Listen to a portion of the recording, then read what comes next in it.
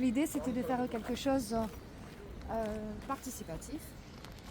Donc on a co-construit avec un collectif d'habitantes qui se sont mobilisées dans le quartier Ciel-Alvec. Et ce collectif a créé clairement le projet de l'épicerie dans le quartier. Donc ça a mis à peu près 9 mois. L'association pour ce projet d'épicerie cherchait où trouver un local et où s'implanter sur le quartier de la Halvec. Et il se trouve qu'on a eu nous l'opportunité à la direction de quartier de leur mettre à disposition cet espace-là, qui est une salle ce qu'on appelle la salle des 4 carrés, qui est un local partagé avec 2 autres associations. Et puis ce qui est intéressant, c'est que ça permet aussi à cette épicerie d'être visible sur le quartier, puisque ce local il est vraiment en plein cœur de la place des 4 carrés, entre les tours. Une alimentation saine, puisque c'est bio, une alimentation locale. Donc ça, je trouve que c'est très très important aussi. J'ai voulu voir comment fonctionnait cette association et on a été un collectif d'habitants à se réunir avant la mise en place ici du lieu.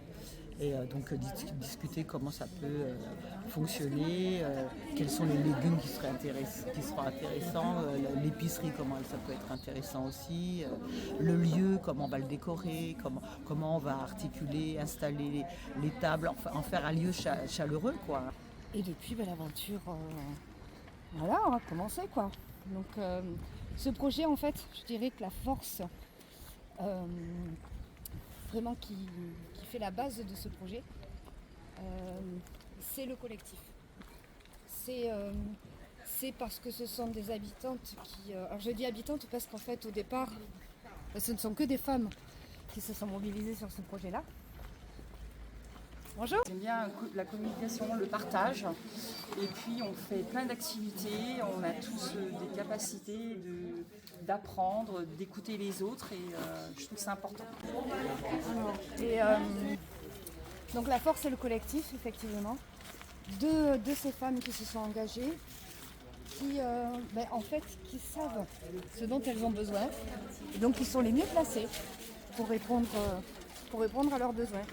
Donc pour nous c'était assez magique de voir cette énergie en fait se mettre en place, cette dynamique se mettre en place très rapidement. Et puis pour le coup, tout le monde a trouvé sa place. Peu importe l'âge, la culture, l'origine sociale. Il y a une vraie mixité qui s'est créée, qui est vraiment à l'image du quartier. Et le but, c'était de proposer un lieu qui soit convivial, dans lequel on a des légumes qui sont bio et locaux. J'étais à un chantier d'insertion qui est le Jardin des Dias, qui travaille avec nous, à Chapelle-Lin. Et du vrac aussi, qu'on propose à prix coûtant. Et aujourd'hui, on a 7 références de vrac. On a des pâtes, on a du riz, on a des raisins secs, de l'huile d'olive, du couscous. Voilà, j'ai à peu près fait le tour. C'est bien été ça. Ils ont mis toutes les familles dehors comme ça. Oui, carrément. Mais s'ils ont besoin de cuisinier, moi je peux me désigner. Je cuisine très très bien. Ouais. C'est ouvert tous les mardis matins. Donc il faut venir nous voir le mardi matin, même pour boire un café, c'est ouvert. Je viens ici parce que d'abord c'est un lieu très sympathique et convivial. Et on peut acheter des bons produits pour pas très cher.